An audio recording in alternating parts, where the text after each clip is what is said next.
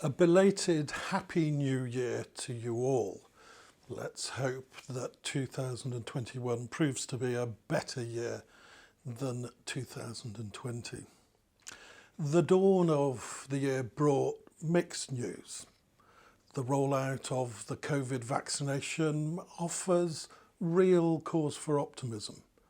But with COVID restrictions remaining in place, artists and arts organisations are experiencing continued worry and anxiety. I wish I could say when public activity will be able to resume, but obviously I can't. I do know that the Welsh Government ministers are in discussions and are as anxious and keen as everyone else is to get things going again. But they won't ease restrictions until it's safe to do so. And there's a sobering realisation that we must expect restrictions to remain largely in place well into 2021. A major report recently published in the Western Mail showed how the arts are coping with COVID.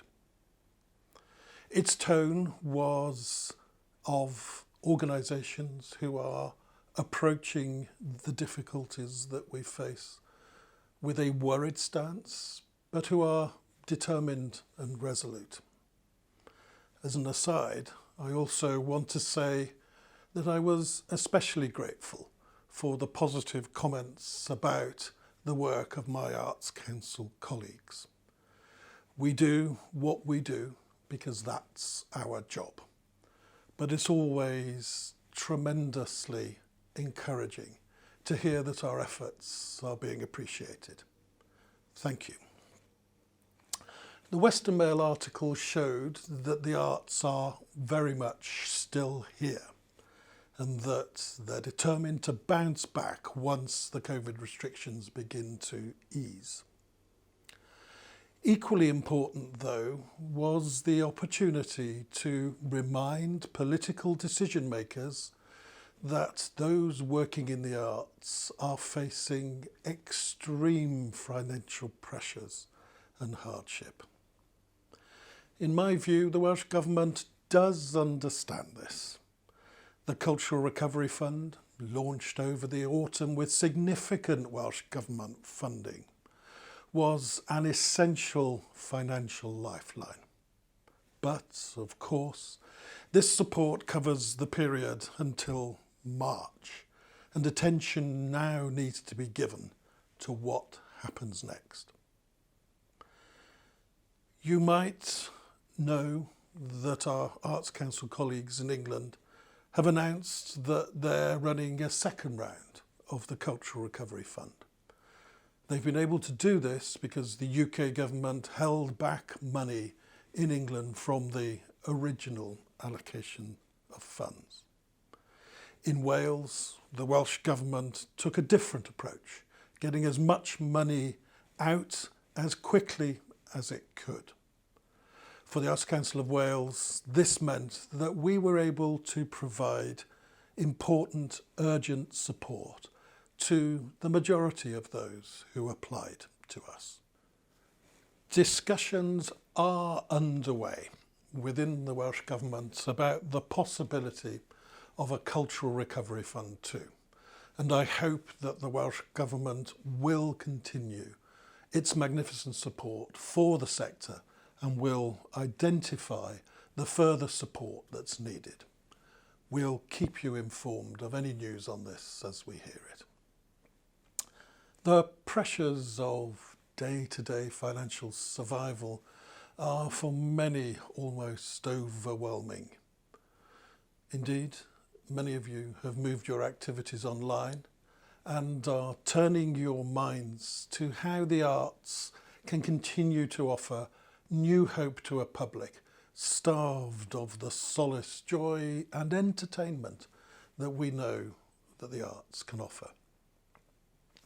As we look to the future, it's not just a question of how quickly venues can reopen or audiences can return to public events, important though this is.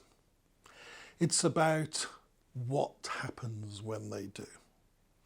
Over the past year, we've seen a profound questioning and reshaping of values across all aspects of public life. And as these values shift and evolve, we mustn't find ourselves trapped between nostalgia for a comfortable past and the worries of an uncertain future. If we do, we risk stumbling into the new landscape as a weaker version of our former selves. And it's my firm belief that we shouldn't be trying to reclaim some notion of a lost normality. Instead, I hope that we can explore new territory with imagination and generosity, ensuring that we engage more fully with the many people and communities who haven't benefited previously from public funding of the arts. This is the principle that has underpinned our latest lottery funding programme, Connect and Flourish. A second round of Connect and Flourish opens to applications next month on the 17th of February. We'll also be announcing before the end of this financial year the other lottery programmes that we're currently planning to bring on stream over the rest of 2021. As we do, we'll have to reflect on what's possible and needed in a COVID-affected world.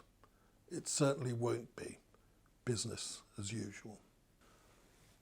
One of the features of Connect and Flourish, and indeed the funding programmes to come, is that we're asking those who receive funding to commit to a cultural contract. And this includes members of our revenue-funded Arts Portfolio Wales. Developed in partnership with the Welsh Government, the cultural contract tries to ensure that public investment in the arts has a clear social as well as cultural and economic purpose. So the cultural contract, amongst other things, encourages organisations to do more to achieve greater diversity in their boards, workforce and programmes of work, to create more opportunities for creative freelancers, to commit to fair pay, and also to ensure that organisations bring in environmental improvements that reduce their carbon footprint. The detail of the cultural contract will evolve and develop. We're talking to groups such as the Wales Cultural Alliance and others about how we can work together on this. Embracing the principles in the cultural contract will be very important because a generous, fair-minded and tolerant society is instinctively inclusive. It values and respects the creativity of all its citizens. And if we want Wales to be fair, prosperous and confident, improving the quality of life of people in all of its communities, then we must plan now in a determined and committed way to make sure that this happens. As we look forward to, hopefully, a better future, I know that resilience and determination will be essential attributes as we try to support each other and to stay safe. It's hard.